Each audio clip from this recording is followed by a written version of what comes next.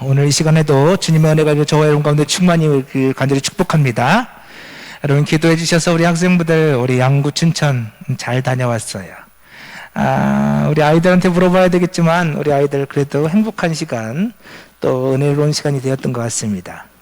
여러분 기도해 주셔서 감사하고 또 찬조해 주시고 관심 가져주셔서 감사드리고요.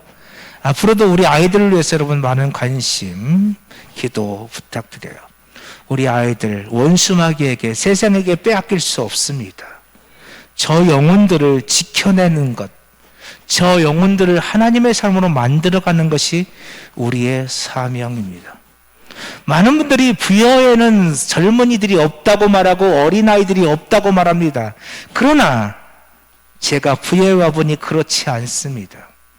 부여에도 젊은 사람들도 있고 부여에도 아이들이 있습니다. 문제는 오늘 우리들이 그 아이들을 하나님의 사람으로 키워내지 못한다는 데 있습니다. 심지어 그 아이들 중에는 우리의 가정에도 있습니다. 우리의 아들과 딸들, 우리의 손주들이 있습니다. 오늘 우리 아들과 딸들을 우리는 지켜내지 못했습니다. 오늘 우리는 우리의 손주들을 지켜내지 못했습니다. 그래서 지금 그들이 교회 공동체 밖에 있습니다. 사람이 없는 게 아닙니다. 있습니다.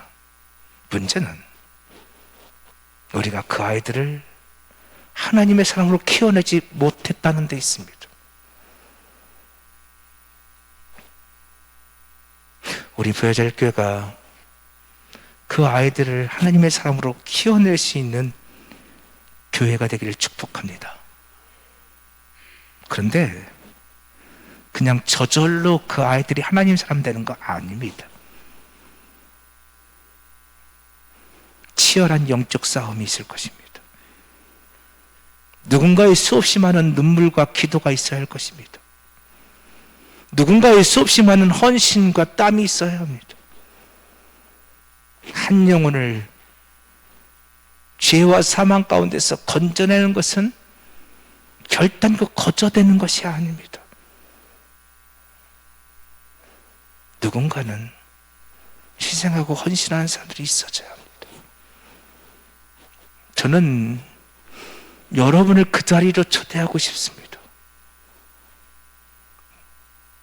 나하고는 상관없는 일이라고. 여러분이 외면하시면 우리 부여절 감리교회는 한 영혼도 살려내지 못하는 그런 교회로 전락하고 말 것입니다. 그러나 여러분들이 함께 기도해 주시고 관심 가져주시고 우리 아이들을 섬겨주시면 하나님께서 성령님께서 일해 주실 것이라 믿습니다. 감사드리고요. 우리가 지난 시간에 까마귀 얘기를 했어요. 홍수가 그쳤습니다. 노아가 이제 물로 뒤덮인 땅이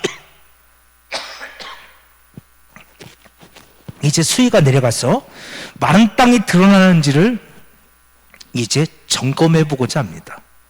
지금 노아는 물이 거치고 마른 땅이 태동되기를 기다리고 있습니다.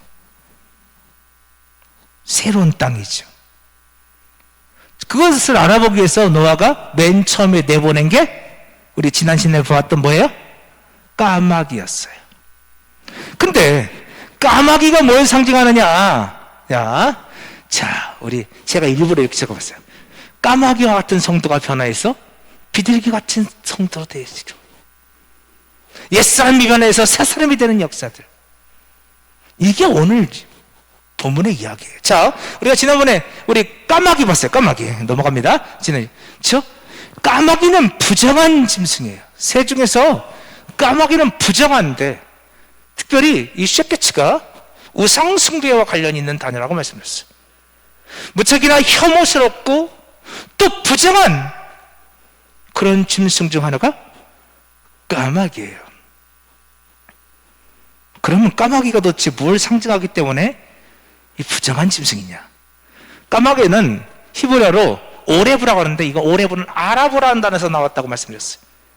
근데 이 아라브는 첫 번째로 어둠을 상징하는 단어라고 말씀드렸어요. 까마귀는 어둠을 상징하고 저녁을 상징해요. 또 하나, 까마귀는 섞는 거예요. 혼합하는 거예요. 여러분, 지난주에 말씀드렸죠? 빨주노 풀파남보 무지개 색을 섞으면 무슨 색이다? 검은색이다. 다 섞어버리면 무슨 색이다? 검은색이다. 섞는 거예요. 혼합하는 거예요. 오늘 우리들의 신앙이 있어요. 근데 오늘 우리의 신앙을 어떻게 해요? 섞어버려요. 혼합해버려요. 이게 까마귀예요. 그래서 까마귀는 어둠을 상징하는 맹인을 이야기하고 있고요.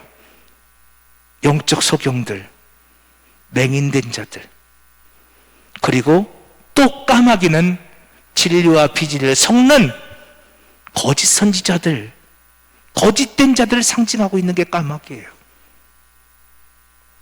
어둠을 상징하고 비진리를 상징해요. 섞어버리거든요. 우리가 지난 시간에 했던 얘기니까 이제 오늘 그냥 넘어가요. 그래서 그냥 넘어갈게요. 예, 넘어갈게요. 자, 까마귀, 아니, 이제 비둘기 하기다 보면 까마귀 얘기가 또 나오니까요. 자, 오늘은 그 반대로. 자, 보세요. 까마귀를 보냈는데 마른 땅을 까마귀가 찾았어요? 못 찾았어요? 못 찾았어요. 이제 노아가 그 다음에 뭘 보내요? 비둘기를 보내요. 근데 비둘기를 몇 번 부를까요? 한 번, 8절에서 한 번, 10절에서 한 번, 12절에서 한 번, 몇 번 보내요? 3번 비둘기가 나갑니다. 3이라는 숫자를 기억하세요. 3. 자, 이 비둘기가 등장하는데요. 자, 아까 까마귀는 어둠을 상징하고 있고, 또 진리와 비진리를 섞는, 혼합하는 이 비진리를 상징하고 있다고 말씀드렸어요. 그러면 비둘기는 뭘까요? 자, 이 비둘기가 나가서 마른 땅을 찾아오고 새 감람나무 잎을 물고 오는데요. 어렵지 않아요. 자, 보세요. 여러분, 비둘기는요, 요나 선지자죠. 요나 선지자. 요나 선지자의 이름의 뜻이 비둘기예요. 비둘기는 요나를 상징하고 있어요. 요나 선지자가 상징하는 게 비둘기예요.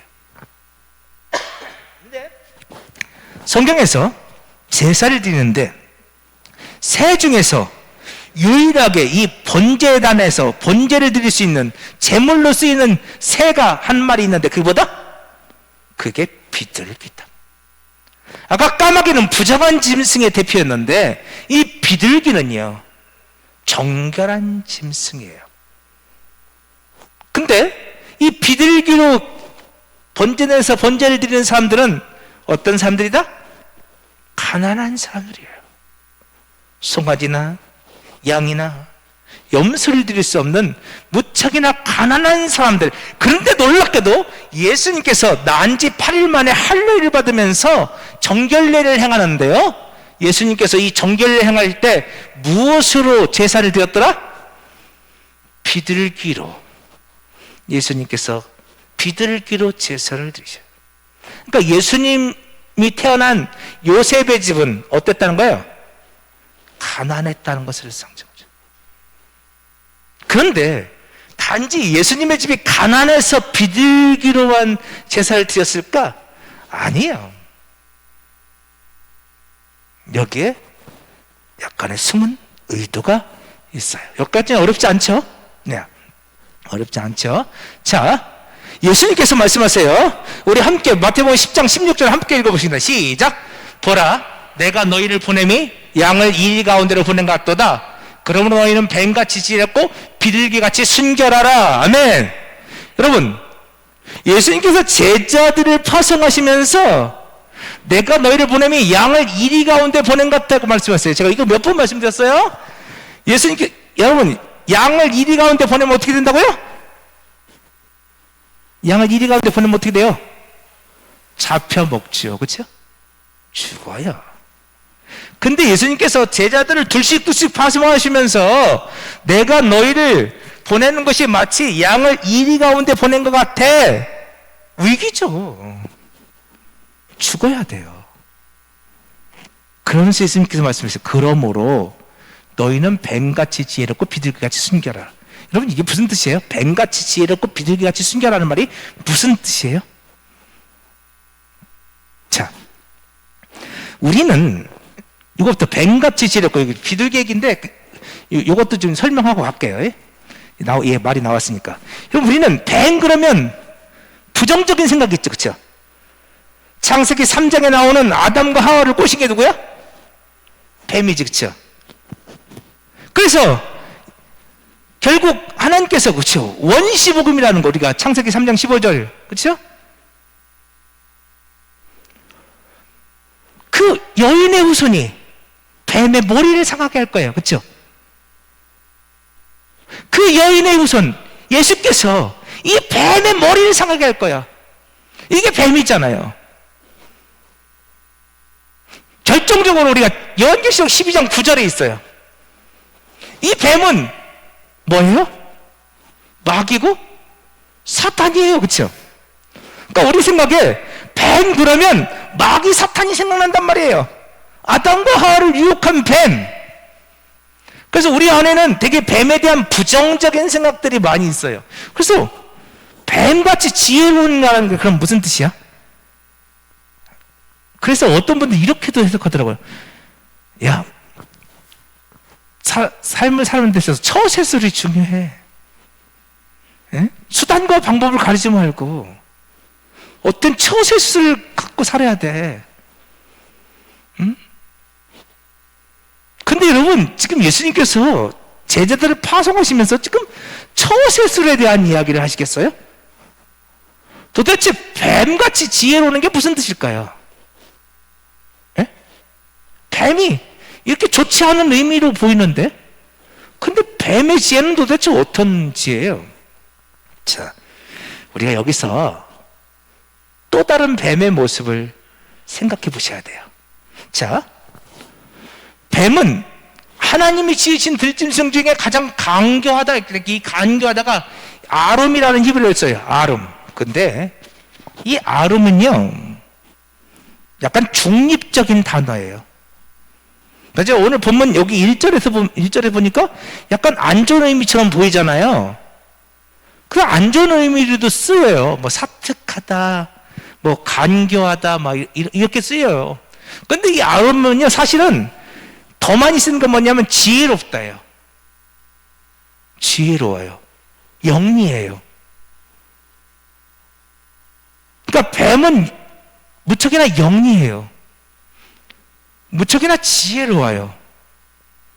자, 근데 결정적으로요, 출애굽기에 보면 하나님께서 모세를 애굽의 바로 왕에게 보내시죠. 그때 모세가 하나님 앞에 질문을 던져요. 하나님, 제가 누구간데 저를 가라 하십니까? 넌 내가 함께하는 사람이야. 그럼 당신이 나와 함께 하신다는데 당신은 도대체 누굽니까? 나는 스스로 있는 자야. 하나님이 당신을 이야기하시죠. 그러는 질문들 속에서 모세가 하나님 앞에 이렇게 질문을 해요. 하나님, 제가 저들한테 가서 저들한테 얘기를 해요. 근데 제가 40년 전에도 제가 그들한테, 그 히브리 민족한테 제가 얘기를 했었는데 그들이 말을 듣지 않았어요. 그들이 저의 말을 안 들어요. 하나님, 도대체 제가 저들한테 가서 말을 전할 때 저들이 제 말을 듣지 않으면 제가 어떻게 할까요? 그랬더니 하나님께서 증거를 하나 보여주세요. 모세야, 네 손에 있는 게 뭐니? 지팡이가 있죠? 그래? 그 지팡이를 한번 던져봐. 그래서 모세가 그 지팡이를 땅에 던졌더니 그 지팡이가 뭐가 돼요? 뱀이 되어졌어요. 여러분, 왜 하필 뱀이에요? 왜 하필 뱀이에요? 여러분, 이 뱀은요, 하나님의 능력을 상징하고 있어요. 나중에 출애굽기 할 때 또 자세히 얘기할게요. 이 뱀은 하나님의 능력을 상징하고 있단 말이에요. 자, 우리가 결정적으로, 그쵸?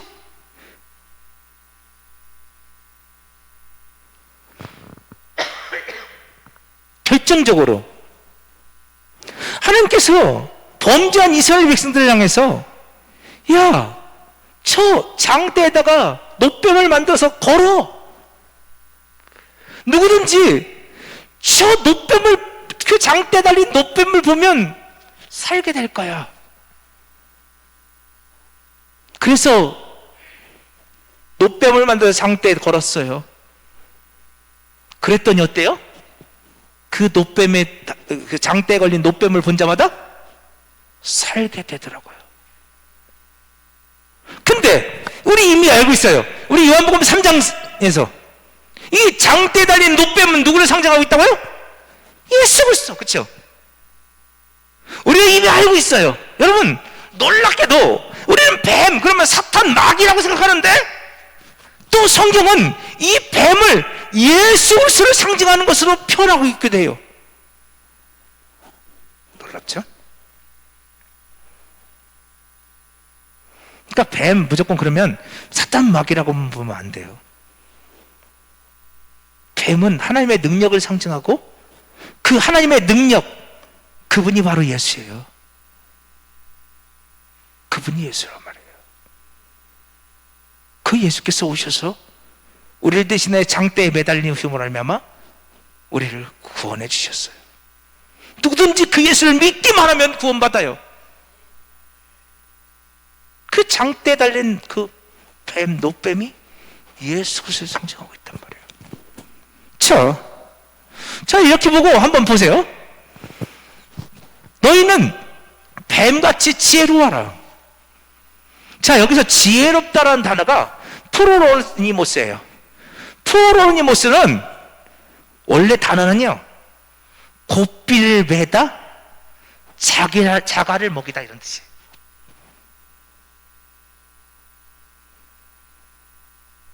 그러니까 이 뱀이 예수를 상징하고 있어요.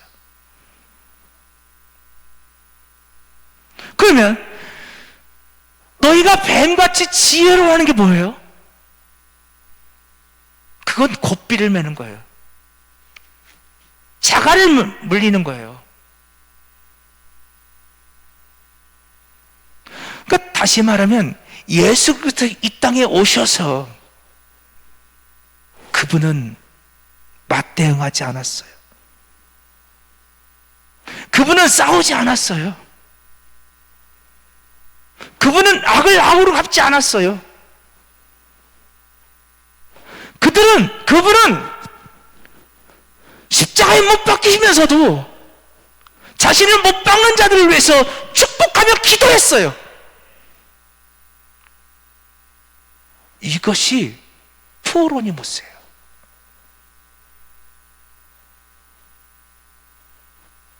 제자들을 지금 예수님 파송하시는데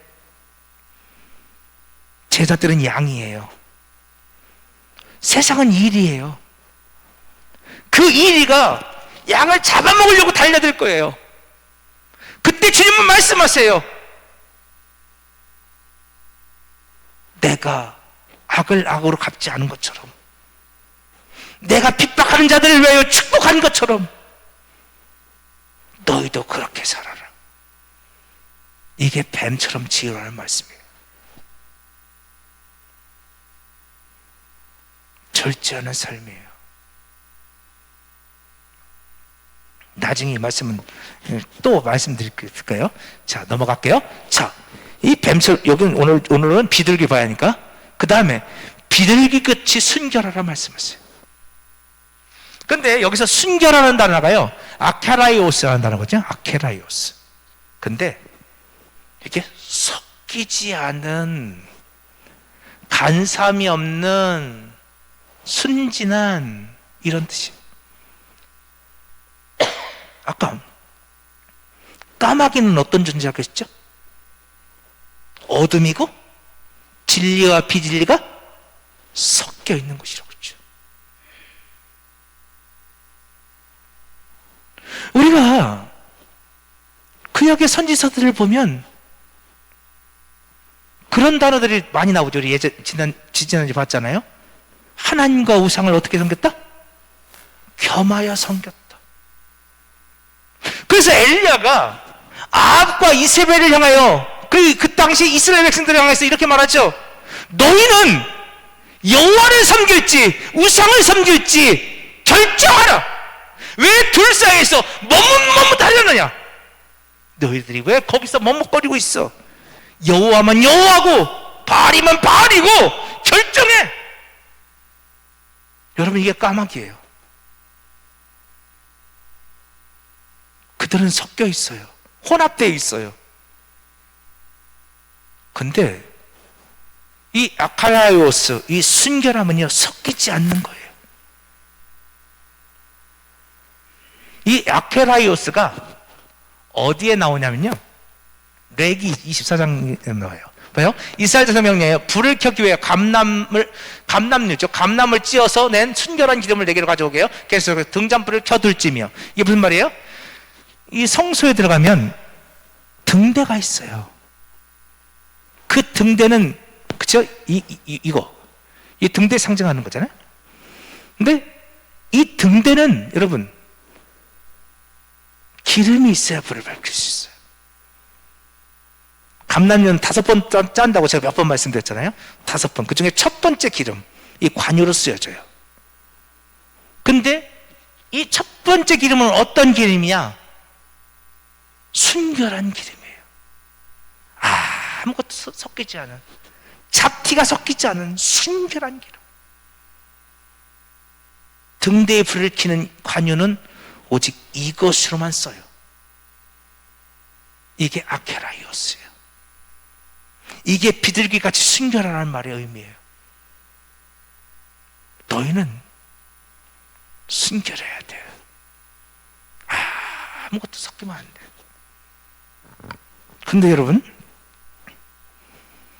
근데 왜 비둘기같이 순결하라고 할까요? 자, 우리 로마서 16장 19절 말씀 한 번만 같이 읽어볼게요. 시작. 너희의 순종함이 모든 사람에게 들리는지라. 그러므로 내가 너희로 말미암아 기뻐하노니 너희가 선한 데 지혜롭고 악한 데 미련하기를 원하노라. 아멘. 자, 악한 데 미련하라는 말이 무슨 말일까요? 놀랍게도 이 악한 데 미련하라는 말이 아케라이오스예요. 원어로 보면.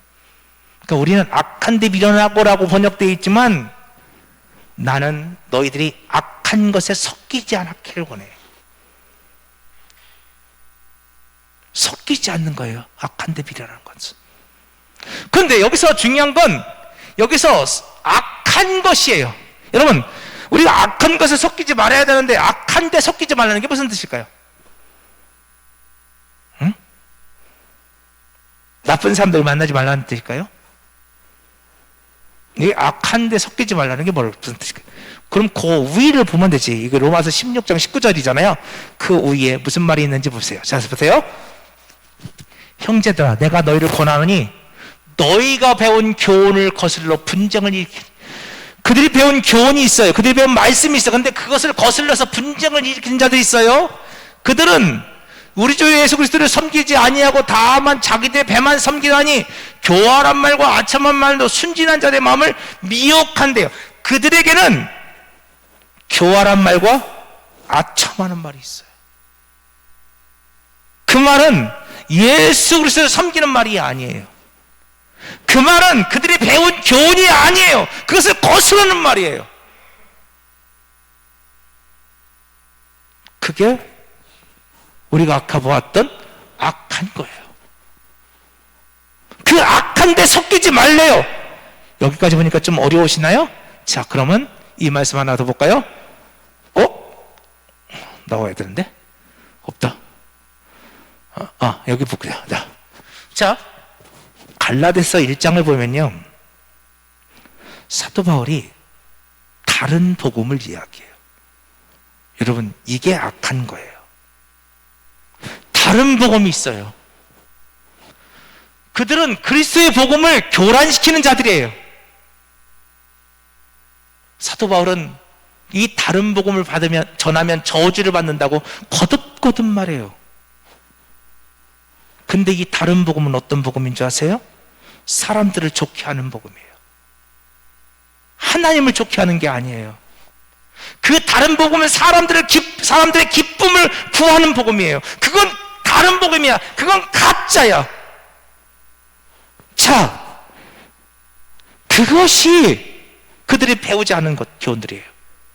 그것이 교활한 말이고 아첨하는 말이에요. 그것이 악한 거예요. 악한 데 섞이지 말라는 것은 복음을 섞지 말라는 말이에요. 순전한 복음. 여러분, 복음은 오직 예수예요.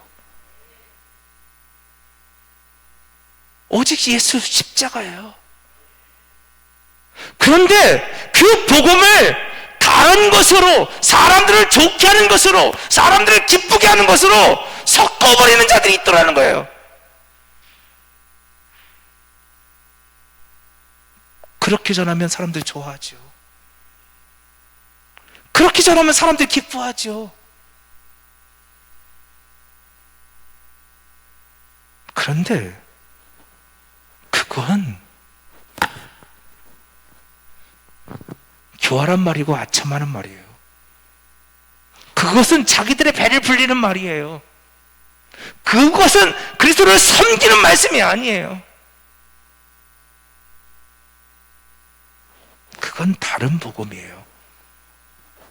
사도 바울은 이렇게 말해요. 여기 중간에 보이십니까? 제가 읽어볼게요. 내가 너희 중에서 예수 그리스도와 그가 십자가에 못 박히신 것 외에는 아무것도 알지 아니하기로 작정하였습니다.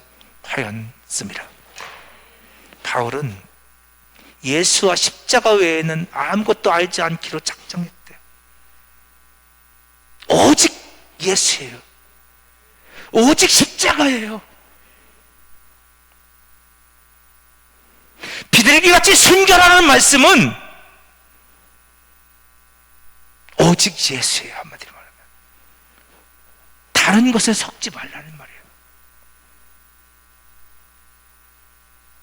다른 것 섞지 마. 수없이 많은 다른 복음들이 있어요. 다른 복음을 들으면 오늘 우리들은 기뻐요. 그런데 여러분, 순전한 복음을 들으면, 우리가 정말 성령 받고 그 말씀을 들으면 기쁜데요, 내가 성령 받지 못하고 그 말씀을 들으면 속이 상해요. 저는 지금까지 복음을 전하며 그런 얘기 참 많이 들었어요. 왜 목사님 자꾸 죄인이라고 그러세요? 나 그래도 나름대로 열심히 사는데 왜 맨날 교회 오면 죄인이라고 하냐고.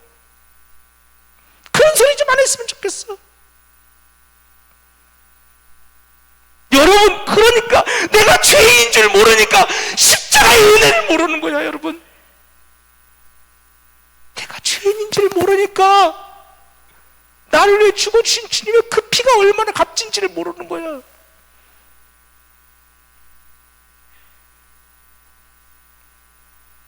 복음은 내가 죄인인 것을 아는 것부터 시작해요. 근데 정말로 성령님 만나면 그 말씀이 나를 춤추게 해요. 그 말씀이 나를 기쁘게 만들어요. 비둘기같이 순전하는 말씀은 그런 말이에요. 내가 이리 가운데 있는 양이에요. 복음 증거하면 사람들이 나에게 돌을 던질 거예요. 복음 증거하면 사람들이 싫어할 거예요. 그러니까 적당히 물을 타요. 적당히 섞어요. 적당히 사람들 듣기 좋은 말을 해요. 그럼 사람들이 좋아할 테니까요. 주님 말씀하세요. 비둘기같이 순전하거라. 너희들이 비록 이리 가운데 있는 양처럼 의를 위해 박해를 받는다 할지라도 비둘기같이 순전하거라. 저는 그 말씀을 믿어요. 여러분, 비둘기는 그런 의미가 있어요. 비둘기는요, 온통 예수라니까요. 예수님께서 이렇게 말씀하시죠. 표적을 보여달라는 사람들의 질문에 속에서, 야, 악하고 음란한 세대가 표적을 보였는데 나는 선지자 요나의 표적밖에는 볼 표적이 없어. 요나가 밤낮 사흘 동안 물고기 속에 있었던 것처럼 인자도 밤낮 사흘 동안 땅 속에 있을 거야. 여러분, 여기서 말하는 이 요나의 표적, 이거 예수예요. 그렇죠? 여러분, 요나는 예수예요. 나는 요나의 표적밖에는 너에게 보여줄 게 없어. 예수 십자가 외에는 난 너에게 보여줄 게 없어 라고 말씀하셨어요. 그래서요, 예수님께서 세례받고 의리로 오실 때 성령이 어떻게 같이 오셨어요? 비둘기같이 내려오셨어요. 그렇죠? 그래서 아까 예수님께서 어린 예수, 낳은 지 8일 된 예수, 예수님께서 할례를 행하고 정결례를 행할 때, 그래서 예수님께서 비둘기로 제사를 드리시는 거예요. 물론 예수님이 가난하셔서 비둘기로 드리셨지만, 그러나 예수님과 비둘기를 성령의 저자들은 연결시키고 있는 거예요. 그 비둘기는 순결해요. 섞이지 않았어요. 흠도 티도 없어요. 그 비둘기는 온전해요. 예수님께서 그렇게 온전하신 것처럼 오늘 우리도 그렇게 온전해야 되는 거예요. 그러니까 지금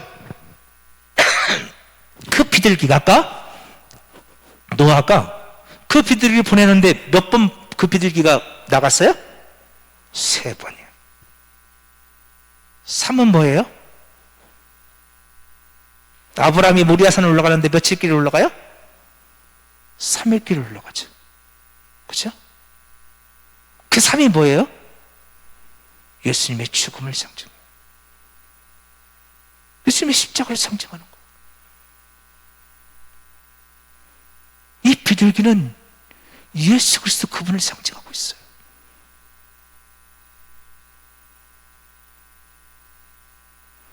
그러니까 그런 거죠. 오늘 우리들이 까마귀와 같은 성도들이었어요.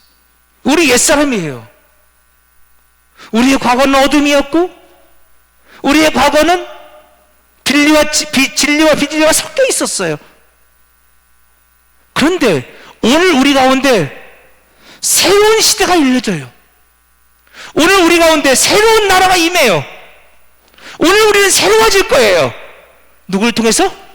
예수를 통해서.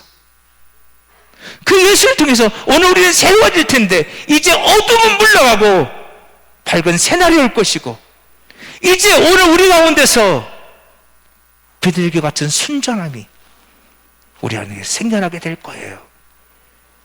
주님의 그 순전한 말이에요. 그래서 그 비둘기가 마른 땅을 찾아내는 거예요. 감람나무 잎 얘기를 좀 더 해야 되는데 오늘 여기까지만 할게요. 여러분 감람나무 그냥 1분만 설명드릴게요. 감람나무는 감람산을 상징해요. 감람산은 무슨 산이다? 무슨 나무예요? 감람나무가? 올리브나무. 몇 번 말씀드렸어요? 올리브나무예요. 그 감람산에 겟세마네 동산이 있어요. 겟세마네가 무슨 뜻이다고? 기름 짜는 틀. 그렇죠? 올리브 기름을 짜는 틀이에요. 주님은 그곳에서 땀방울이 피가 섞이도록 기도하세요. 주님은 그곳에서 십자가를 놓고 기도하세요. 그 감람나무는 또한 예수를 상징해요. 이 비둘기가 그의 입에 예수를 물고 오는 거예요. 감람잎을 물고 오는 거예요. 그 비둘기가 변화되는 우리들이라니까요. 이제 오늘 우리 입에서 무엇이, 순전하게 된 비둘기처럼 된 오늘 우리 입에서 무엇이 튀어나와요? 입만 열면 예수가. 입만 열면 뭐가? 예수가. 저는 우리 부여절교회 저와 여러분이 그렇게 되길 축복합니다. 아니 어떻게 믿음의 성도들이 모였는데 말이에요, 엉뚱한 얘기하고 있어. 괜히 이상한 얘기하고 있고 말이에요. 아니요, 오늘 우리들이 입술을 열 때마다 예수가 자꾸 고백되어져요. 그게 감람나무 잎이에요. 그 새 감람나무 잎을 문 그 비둘기, 그것이 예수 믿고 변화된 교회 공동체를 상징하고 있는 거예요. 그들에게 새 하늘과 새 땅이 주어지는 게, 그게 마른 땅의 역사예요. 오늘 우리 가운데 그런 놀라운 변화들이 있어지길 원해요. 어두웠던 우리의 눈이 열리고 비진리와 진리가 혼돈되어 있던 우리들 심령, 무엇이 복음이죠? 무엇이 좋은 소식이에요? 오늘 우리들이 생각했던 복음인, 어쩌면 그것은 가짜일 수 있어요. 다른 복음일 수 있어요. 진짜 복음은 예수예요. 온전히 그 예수가 고백되어지는 저와 여러분 되기를 축복합니다.